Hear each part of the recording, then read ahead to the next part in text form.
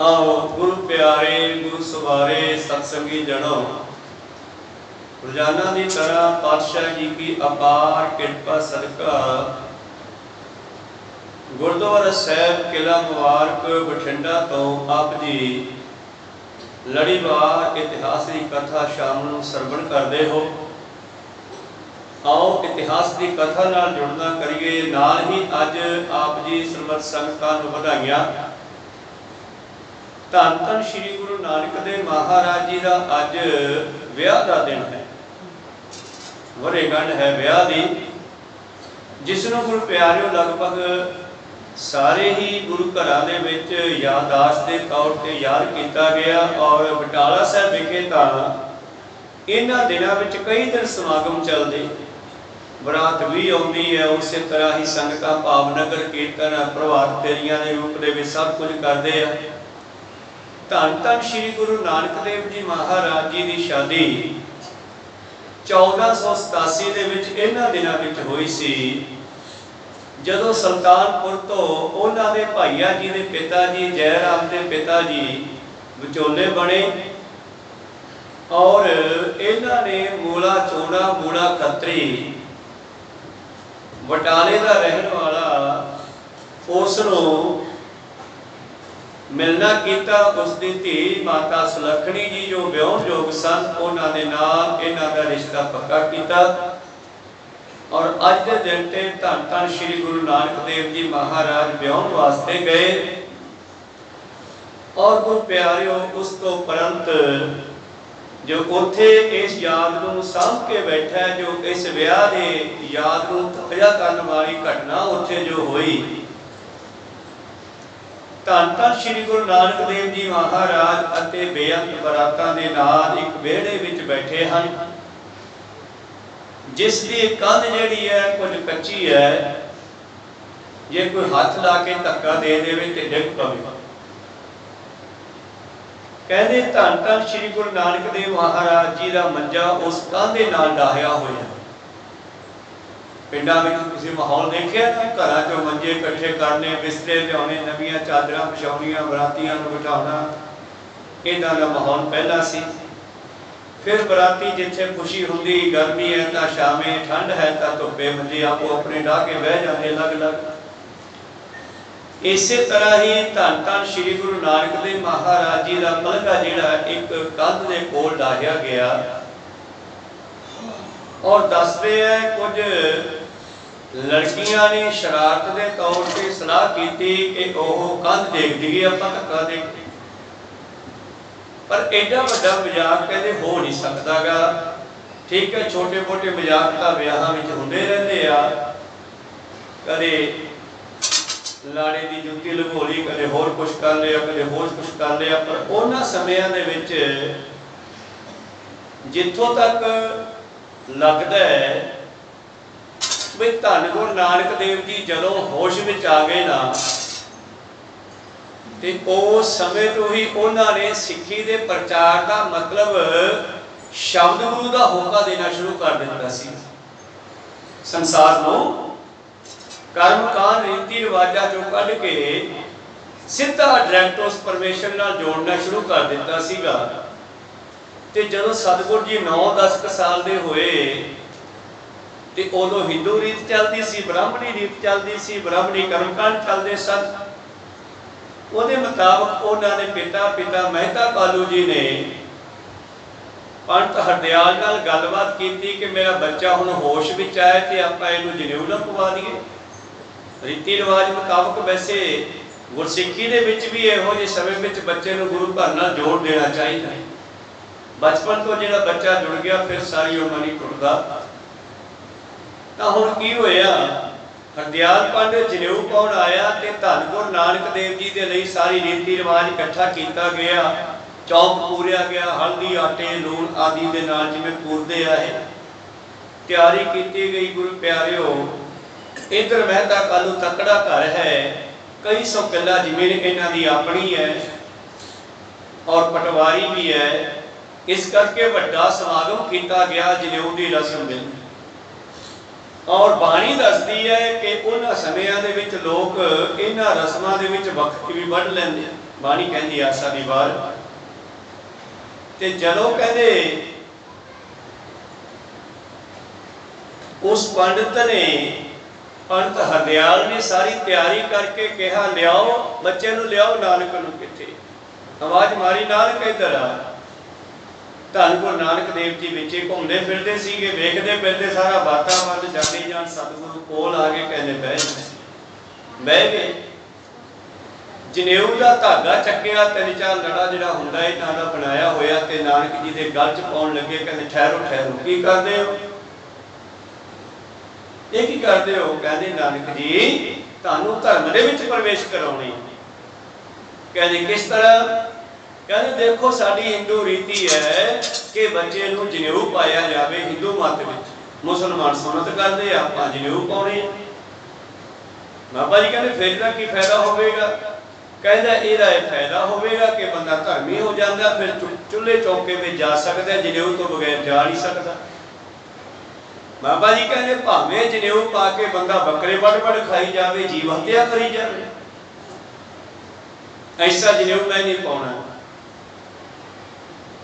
भावें पंडित जी बंदा ये जनेऊ पा के गाला कढ़ी जाए पुठा बोली जाए विषय विकार करी जाए मैं तो अर्थ करके दसते बाणी में सुन लो लख चोरियां लख जारियां लख कूड़ियां लख गाल लख ठगियां पहनामियां रात दिन जी नाल तग कपाहों कतीए इन्ने पुठे कम करे ते एक धागा जनेऊ दा पा के पवित्र हो गया को सतनाम तग कपाहों कतीए बामन वड्डे आए ते पंडित जिहड़ा अपने आप नूं धर्म दा मुखी समझदा है वो जनेऊ दा धागा बना के बस कंन विच पा देवे गल विच पा देवे ते बंदा पवित्र हो गया इन्ने पुठे काम करके इन्ने नाल ही हो गया बामन वड्डे आयो की कीता लंगर दे विच कोहे बकरा रिंड खाया लंगर दे विच लंगर कादा बनाया पता नहीं किन्ने बकरे वड्डे होए आ को सतनाम हैरान हो गया पंडित हरदयाल वैसे और थोड़ा जिहा पहला भिड़क पई सी कि ये बच्चा कुछ अलहदा है दूजे बच्चियां नालों उन्हां बच्चियां वर्गा नहीं ये कोई पैगंबर अवतार है परमेश्वर का रूप है इन्हां दीयां गल्लां जिहड़ियां वो अलहदा दुनिया थोड़े छोटे हुंदे ही उन्होंने देख लिया सी कहते मैं नहीं ये जनेऊ पाउणा ते कोहे बकरा ने खाया सबको आखे पाए कल में पुराना हो जाऊगा बंदा मर जाऊगा तो फिर ये जनेऊ जाऊगा कोई पुराना सुखी है कहते फिर होर पा ली भी फिर पाइया होर बाबा जी कहते यहो जिहा मैं नहीं पाउणा वो दिओ नानक तक ना टुकी जे तक होवे जोड़ वो तकड़ा जनेऊ दिओ ना जिहड़ा टुटे ना पंडित हरदयाल कहता वो किहड़ा जनेऊ जिहा टुटे ना तू दस कहन लगे वो जनेऊ है जी दया कृपा संतोख सूत जत गंढी सत वट ए संसार के लोगों चो आ गुण डिलीट हो चुके हैं निकल चुके हैं खत्म हो चुके हैं इन्हां लोगों में गुण क्यों नहीं भरते दया दे सत संतोख दे धर्म दे इहो जिहा जनेऊ है तो पा दे मैनूं दया कृपा संतोख सूत जत गंढी सत वट यह जनेऊ ऐसा जनेऊ जो तेरे को है ही तो पांडे घट लै पा दे कहते यहो जिहा जनेऊ मेरे को तो है नहीं कहते फिर मैथों ले ला मेरे को हैगा कौन सतनाम भाव ज्ञान दीयां गल्लां सतगुरु नानक देव जी ने उत्थे उच्चारण कीती तग न पैरी तग न हथी तग न जेवा तग न अखी ना पैरा ते कंट्रोल है खुद दा जनेऊ नहीं हैगा खुद दा कंट्रोल नहीं अपने जीवन ते बेतगा आपने जनेऊ पाया नहीं आपे वत्ता वट धागे अमर घत्ता लै पहाड़ करे ब्याहो पहाड़ा लैके भाव खर्चा लैके दो बच्चियां दा ब्याह करा दिंदा है धर्म दी रस्म है सा पुत्री जजमान की साई तेरी तेरी धी ते जजमान दी धी च की फर्क है बई तू बाकी दा दंद घसाई ते होर लै जा दक्षिणा घट्टो घट आ तां छड्ड दिया कर सा पुत्री जजमान की साई तेरी एक धान खादे तेरा जन्म गया तेरा जन्म खराब हो गया पंडित हरदयाल कहता होर किहो जिहा जनेऊ पाउणा है कहते इहो जिहा जिहड़ा जनेऊ पा रहा जिहड़ा मैनूं धर्म विच प्रवेश करा रहा उहदा खुद दा अपने जीवन ते कंट्रोल नहीं जनेऊ दा मतलब आ ब्रेक जे तुहाडी गड्डी दे ब्रेक ना होण ते फिर धागे पाया ब्रेक रुक जाणगे गड्डी रुक जूगी को सतनाम ਜੀਵਨ ਦੇ ਵਿੱਚ ਬ੍ਰੇਕ ਨਹੀਂ ਹੈ, ਭਾਵ ਚੰਗੀ ਸੋਚ ਨਹੀਂ ਹੈ ਸਾਡੀ। ਤੱਕ ਨਾ ਪੈਰੀ, ਪੈਰਾਂ ਤੇ ਕੰਟਰੋਲ ਨਹੀਂ। ਤੱਕ ਨਾ ਹੱਥੀ, ਹੱਥਾਂ ਤੇ ਕੰਟਰੋਲ ਨਹੀਂ। ਤੱਕ ਨਾ ਜੇਵਾ, ਜੇਵਾ ਤੇ ਕੰਟਰੋਲ ਨਹੀਂ। ਤੱਕ ਨਾ ਅੱਖੀ, ਅੱਖਾਂ ਤੇ ਕੰਟਰੋਲ ਨਹੀਂ। ਤੱਕ ਨਾ ਜੇਵਾ, ਤੱਕ ਨਾ ਅੱਖੀ, ਵੇ ਤੱਗਾ ਆਪੇ ਵੱਟੈ। ਵੱਟ ਧਾਗੇ ਅਵਰਾ ਧੱਤੈ ਲੈ ਭਾੜ ਕਰਿਆ ਵਿਆਹੋ। ਕਦ ਕਾਗਲ ਦੱਸਿਆ ਰਾਹੋ। ਸੁਣ ਵੇਖੋ ਲੋਕਾ ਇਹ ਵਡਾਣ ਮਾਨ ਅੰਦਾ ਨੌ ਸਜਾਣ। ਮੈਂ ਗੱਲ ਤਾਂ ਕੀਤੀ ਤੁਹਾਡੇ ਨਾਲ ਸਾਂਝੀ ਕਿ ਜਦ ਬਾਬੇ ਨਾਨਕ ਨੇ ਇੱਥੋਂ ਜਨੇਊ ਕੱਟ ਦਿੱਤਾ, ਉਸ ਵੇਲੇ ਦੇ ਅਖੌਤੀ ਧਰਮ ਦੇ ਮੁਖੀ ਬ੍ਰਾਹਮਣ ਨਾਨਕ ਜੀ ਦੇ ਐਂਟੀ ਹੋ ਗਏ। ਬਈ ਇਹ ਤਾਂ ਅੱਜ ਹੀ ਸਾਡੇ ਧਰਮ ਨੂੰ ਕੱਟੀ ਜਾਂਦਾ, ਵੱਡਾ ਹੋ ਕੇ ਪਤਾ ਨਹੀਂ ਕੀ ਕਰੇਗਾ। ਇਸ ਸੱਚ ਦੇ ਮਾਰਗ ਨੂੰ ਉਹਨਾਂ ਸਮਿਆਂ ਤੋਂ ਹੀ ਝੂਠਿਆਂ ਵੱਲੋਂ ਕੰਟਰੋਲ ਰੋਕਣ ਦੀ, ਖਤਮ ਕਰਨ ਦੀ ਕੋਸ਼ਿਸ਼ ਕੀਤੀ ਗਈ। ਔਰ ਦਸਾਂ ਹੀ ਜਾਮਿਆਂ ਦੇ ਵੀ ਸਮੇਂ-ਸਮੇਂ ਤੇ ਮੁਗਲਾਂ ਨੇ ਵੀ ਹਮਲੇ ਕੀਤੇ ਤੇ ਕੁਝ ਸੁੱਚੇ ਨੰਦ, ਝੂਠੇ ਨੰਦ ਵਰਗਿਆਂ ਨੇ ਵੀ ਇਸ ਧਰਮ ਨੂੰ ਖਤਮ ਕਰਨ ਦੀ ਕੋਸ਼ਿਸ਼ ਕੀਤੀ। ਚੰਦੂ ਵਰਗਿਆਂ ਨੇ, ਇਹ ਸਾਰੇ ਹਿੰਦੂਆਂ ਵਿੱਚੋਂ ਆਉਂਦੇ ਆ। ਚੰਦੂ ਹੋਇਆ, ਸੁੱਚਾ ਨੰਦ ਹੋਇਆ, ਸਾਰੇ ਇਹ ਮੁਸਲਮਾਨ ਰਾਜਿਆਂ ਦੇ ਮੰਤਰੀ ਸੀ, ਇਹ ਵੀ ਉਹਨਾਂ ਨਾਲ ਰਲੇ ਹੋਏ ਸੀ।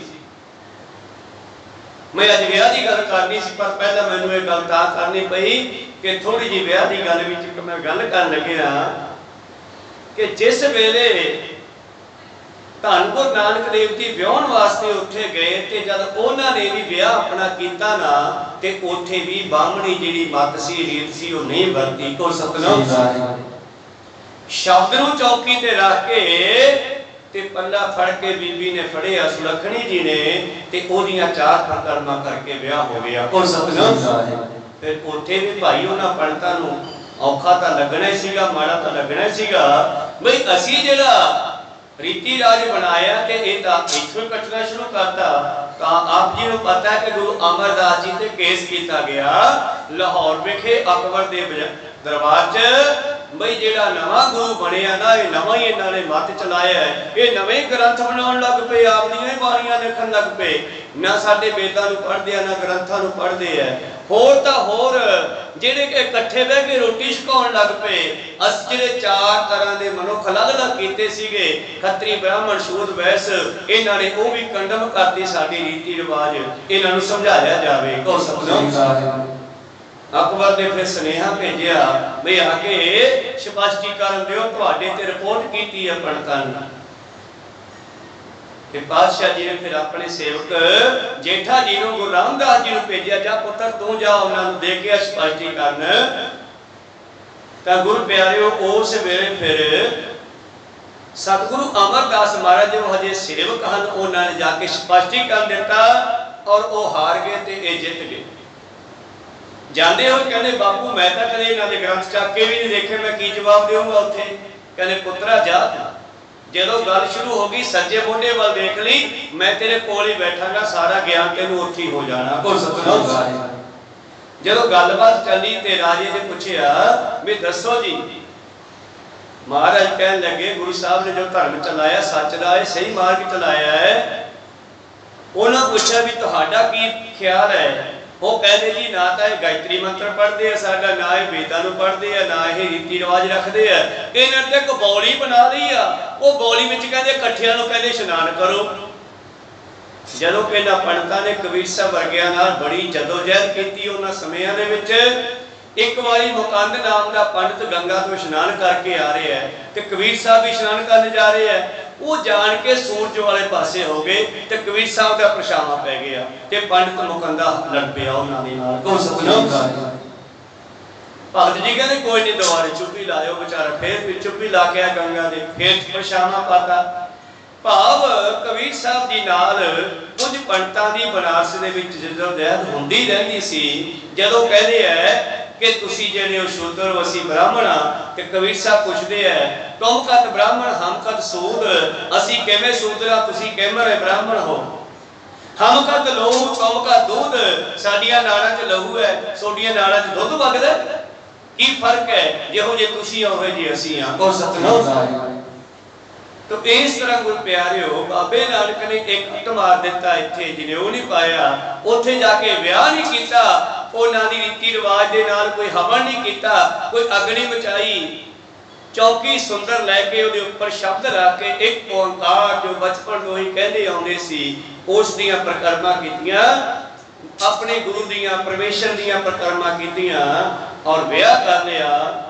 लगदा है कि उथों ये ख्याल सी कि इन्हां दे उत्ते कंध सिट दईए। फिर बहाना बन गया भी कुड़ियां ने मजाक सोचिया सीगा भी परौणे ते कंध सिटदे आ, उन्हां दा मंजा कंध कोले पिया। फिर कमाई नूं कहने भिड़क पै गई कि बेबे आ कहने पुत इथों मंजा पासे कर लो। पातशाह कहने बेबे क्यों? उता कंध कच्ची है, उत्ते ना डिग पवे। पता नहीं कुड़ियां चिड़ियां दा की मजाक करदे न।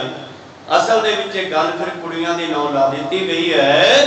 लगता तो इउं है कि गुरु प्यारिओ धन गुरु नानक देव जी कंध वाल देख के कह लगे माता ये कंध हुण 4 जुग नहीं डिगदी। हुण नहीं डिगदी ये कंध। तो उस स्थान के उत्ते सुंदर गुरुद्वारा साहिब सुभाईमान है। कंध साहिब जो बाबे नानक के विआह की निशानी है, जो अज तक भी उस तरह खड़ी है, गुरु के हुक्मां के अंदर बजी हुई। तो मनोवृत्तियां उत्थे रखिए। सारिया संगतां नूं बाबा जी के विआह दीआं अज के दिन दीआं लख लख बधाइयां। आओ अगे चलीए, गुरु कृपा करन। धन गुरु गोबिंद सिंह महाराज जी